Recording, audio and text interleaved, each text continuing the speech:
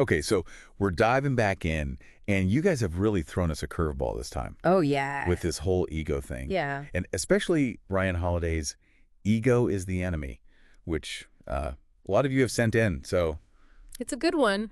it's a good one. Clearly, it's resonating with people. And I think what everyone's looking for is, like how to cut through the noise and figure out what's the actual takeaway here, Yeah, I mean, what are we supposed to do with this idea? Yeah, exactly. Like, how do we actually use this? Yeah. So that's our mission today, right? Right. Like, really getting to the core of what Holiday's talking about with this whole ego concept. Right, because I think a lot of times people just think of it as like, oh, you're being a show-off, you've got a big ego. Right. But it's way more nuanced than that, and it really does affect, like, everything we do. Right, exactly. How we go about trying to achieve something, what happens when we actually do succeed, and Right, how yeah. we handle those inevitable, bumps in the road, the failures. The failures. Yeah. So we're going to try to distill that all down for you. Yeah. Like, what's the practical stuff here? Yeah, because the book it throws a lot at you. A lot of stories, history, modern examples. Yeah. We're going to try to pull out, like, the stuff that you can really use. Yeah, the actionable stuff. And, for me, like when I think of ego, it's like this constant inner voice, right? Sometimes it's like this cheerleader, and sometimes it is just brutal. Like, the worst critic. And I'm always trying to figure out, like, which one is actually helping me. Right. Which one's your friend, right? Exactly. So maybe a good place to start would be, like, what do we even mean by ego in this context? Because, like I said, it's not just arrogance. Holiday and a bunch of other thinkers describe it more as this, like, unhealthy belief in our own importance. Okay. It's that constant need to be validated by other people. Right. Like, we have to have everyone tell us we're doing a good job. And, it's that feeling that, like, we're the main character in every story. Right. And we get so caught up in our own heads. Oh, I know that feeling. Yeah. Right. All that mental chatter. Totally. Which actually, that makes me think of Anne Lamott, and I think you're familiar with her work, right? Yeah. She talks about station KFKD, and it's just this perfect analogy. Can you, like, explain that a little bit? Oh, I love that. Okay, so she basically says that we've all got this radio station playing in our heads 24/7. Right. And the call letters are K-fucked. Nice. Right? And it's in stereo, so on one channel, it's all this, like, self-aggrandizement, how awesome we are, how brilliant, how misunderstood. But then you flip to the other channel, it's just nonstop self-loathing. Right, yeah. Every mistake you've ever made, every flaw. Oh, the self-doubt. Yeah, it's brutal. And that push and pull, that oscillation, that's the ego, It's exhausting. And it reminds me so much of just being a teenager. Like, you're constantly worried about what everyone's thinking about you. Oh, totally. Yeah. Is there a connection there? There is, yeah. Psychologists call it the imaginary audience, and it's super common in adolescence, right? Like, everyone's looking at me, judging me. Yeah. But the thing is, that can really stick with us. Really? Into adulthood. Yeah. So maybe we're not worried about our clothes anymore, but we still have that feeling of, like, we're performing for everyone. Oh. We need their approval. And that's ego. Okay, so how does this ego then, like, really mess us up when we're trying to actually achieve something? Right. When we have goals. So this is where it can become a real obstacle. And Holiday talks about how we can easily slip into this mode of, like, all talk, no action. Okay. We're promoting ourselves, but we're not actually making progress. Right. And he uses this example of Upton Sinclair, which is pretty fascinating. Yeah, I remember that from the book. So back in the 1930s, Sinclair decided to run for governor of California. And before the election, he publishes this book called I, Governor of California, and How I Ended Poverty. Wow. So he's basically, like, already celebrating the victory. Oh, wow. Before he's even campaigned, right? That's a lot of confidence. Yeah, maybe a little too much. Yeah. What happened? Well, the book was a huge hit. Okay. But the campaign, not so much. He lost. He lost. Yeah, big time. And people think it's because he basically, like, played out the victory in his head already. Oh, Alicia. He wrote the book, he imagined himself winning, and then he kind of lost the motivation to actually do the work, the real hard work of campaigning. Right. It was almost like he'd already achieved it. Exactly. And that's the trap, right? You think the performance of success is the same as actually doing it. Wow. And he mistook the fantasy for reality. Yeah. So he was all talk and no walk. Exactly. It's interesting because that reminds me of Emily Good's story in the book. Oh, yeah. About trying to write her novel. Oh, yeah, with the big book deal. Yeah, and she struggled for like 2 years. 2 years just to write. And she realized it was because she was spending all her time online talking about writing. Right. But not actually writing. Yeah, it's like the activities around the goal became more important than the goal itself. Yeah, and there's even that book that he mentions, working on my novel. Which is just like social media posts. Right, so they're clearly not writing their novels. No, exactly. Well, it's like, and there's even some research that shows that just vividly imagining your goals can trick your brain into thinking you've made progress. Really? Yeah, and then that can actually like sap your energy for the actual effort. That's so interesting. Yeah, even like talking out loud while you're trying to solve a problem can sometimes like block deeper insight. Huh. Okay, so if ego and aspiration is all about talk and no walk, how do we actually like get a handle on it? Right. So Holiday really stresses the importance of humility and self-awareness, and he talks about these 2 types of people who rise to leadership. Okay. You have the ones who are just naturally like brimming with self-belief. Okay. And then you have the ones who their confidence grows from actually achieving things. And he says those are the ones who are usually more successful in the long run. Okay, why is that? Because they're constantly surprised by their own achievements, they have this underlying sense of doubt, which actually fosters like a true modesty.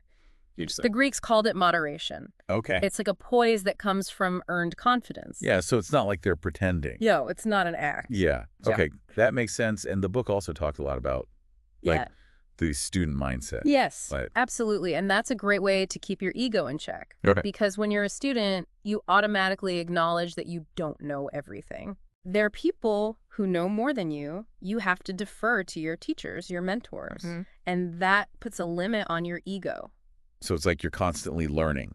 Yes, constantly learning, always updating your self-assessment. What could be hard? It can be hard. Yeah, especially like admitting what you don't know. Right, but he says that's crucial. It is, because the opposite is just pretending you know everything, which that actually prevents you from growing. Okay, and there's that great quote from Frank Shamrock, always stay a student. Always stay a student. Yeah, I love that. All right, so humility, student mindset, that's key. What about like the work itself? The actual grind. So hard work is the ultimate ego killer. It just like dissolves it. And Holiday tells this great story about the painter Degas. And he was complaining to the poet Mallarmé about how he couldn't write poetry, even though he had all these ideas. And Mallarmé says to him, "It's not with ideas, my dear Degas. That one makes verse. It's with words." So it's about actually putting in the work.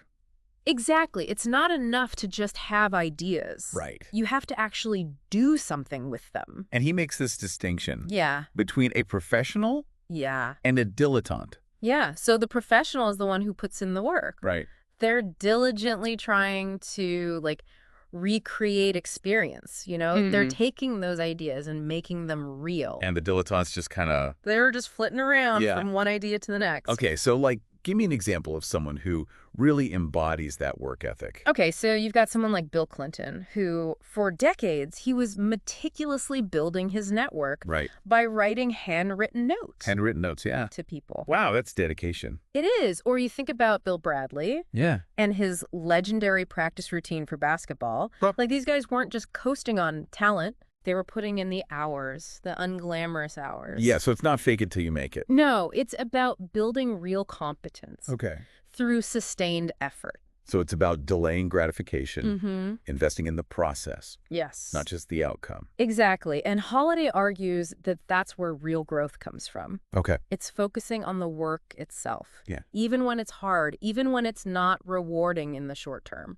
So pushing through those tough moments. Yes, pushing through, resisting the urge to constantly look for validation from other people. Right. Or compare yourself to others. Yeah. The work demands your full attention. Okay, so what about when we hit those bumps in the road? Yeah. The setbacks, the things that are outside of our control. Right. How does ego usually react to those? So usually it's defensiveness. Okay. You want to blame someone else, we feel attacked.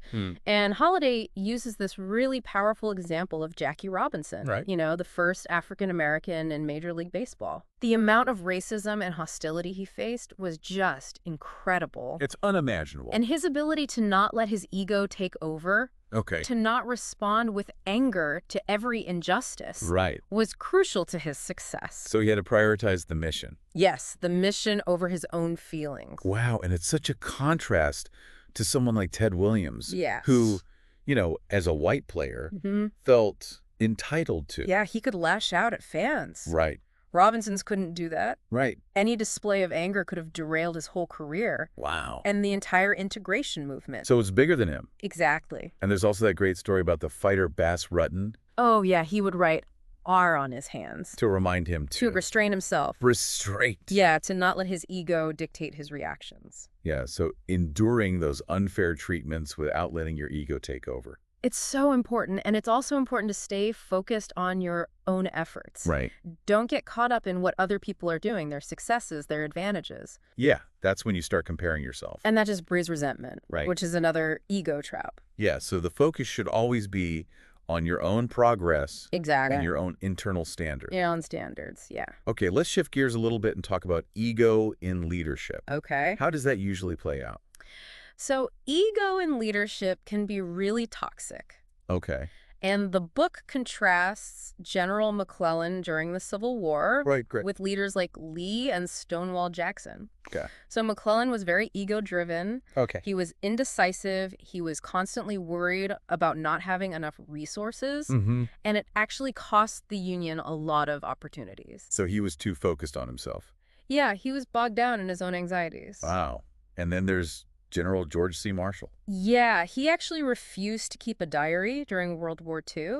Really? Yeah, because he was worried that he would subconsciously frame his decision in a way that would make him look good later on. He didn't want his ego to influence his judgment. Wow, that's self-awareness. It is, and then you have the problem of early pride. Okay. And the book tells the story about Benjamin Franklin when he was young and kind of arrogant. Yeah. And Cotton Mather tells him to stoop, young man, stoop. Stoop. Yeah, like be humble. Okay. Because pride can lead to a lot of unnecessary hardship. Right. And what about the more destructive side of ego in leadership?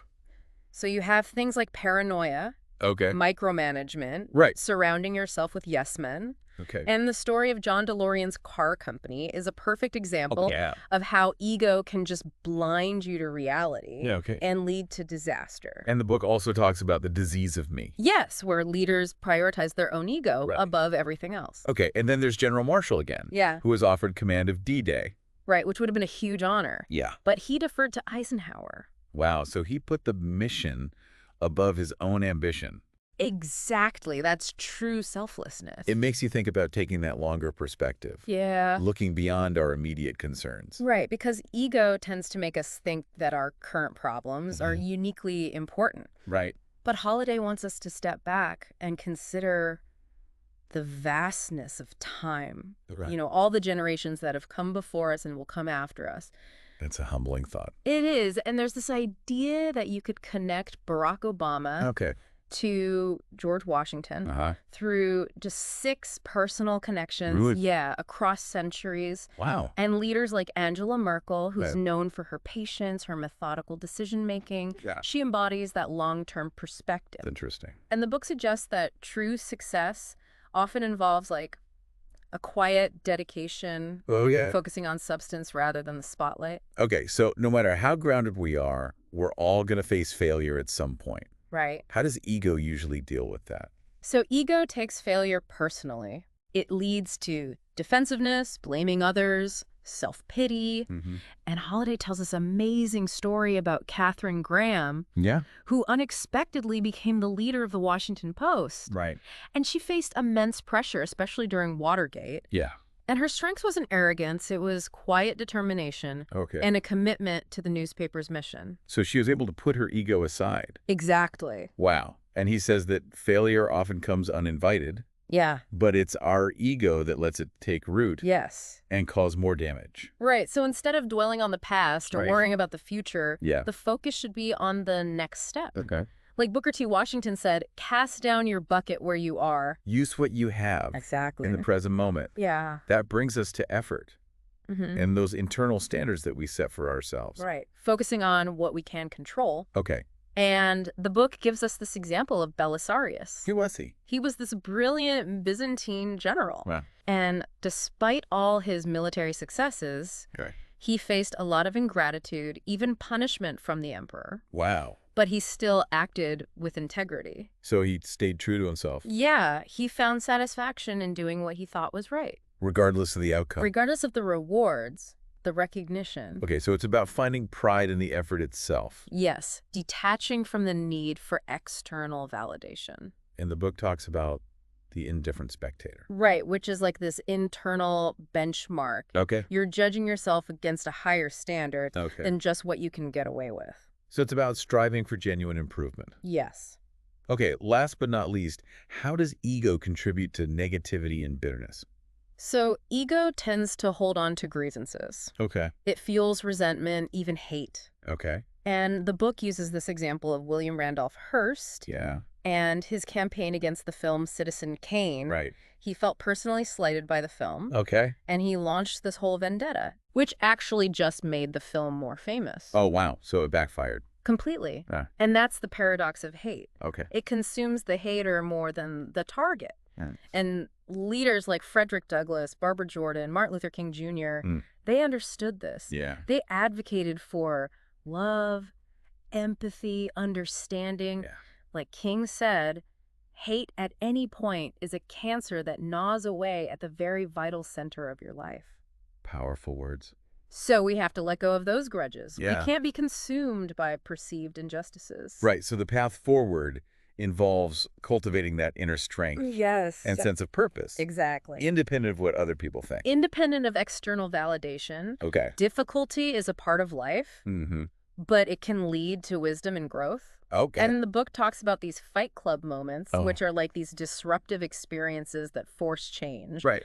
And the key is to recognize when your ego is leading you down a bad path. Okay. Like it did with John DeLorean. And choose a different response. Okay. And ultimately, it comes down to internal scorekeeping. Yes, like Bill Belichick or Bo Jackson. Where your own standards are what matter. Exactly. Not what other people think. Okay. So the idea that our lives are these grand monuments, that's a delusion. It is. And the book says that the most common consequence of unchecked ego isn't some dramatic downfall. Right. It's a quieter kind of isolation. Interesting. Like the character in What Makes Sammy Run. Okay. He's driven, but he's ultimately empty. So the message is mastering ourselves, managing our ego. That's the foundation for real success. In all areas of life. Exactly. So to wrap up our deep dives into ego is the enemy. Yeah. The main takeaway is that ego is an ongoing struggle. It is. It requires constant vigilance, humility, hard work. And resilience. To deal with both the good and the bad. Without letting it distort who you are. Exactly. Yeah. So we encourage you to think about the examples that resonated with you and where ego might be showing up in your own life. Maybe subtly hindering your progress. Or affecting your relationships. Yeah. So here's a final thought for you. Where in your life might your ego be quietly undermining your goals or your connections with others? That's a good question. What's one small step you can take today to cultivate a more humble and action-oriented approach? That's something to really think about. Thank you for joining us for this deep dive. Yeah, we hope these insights were helpful. And we'll see you next time. See you then.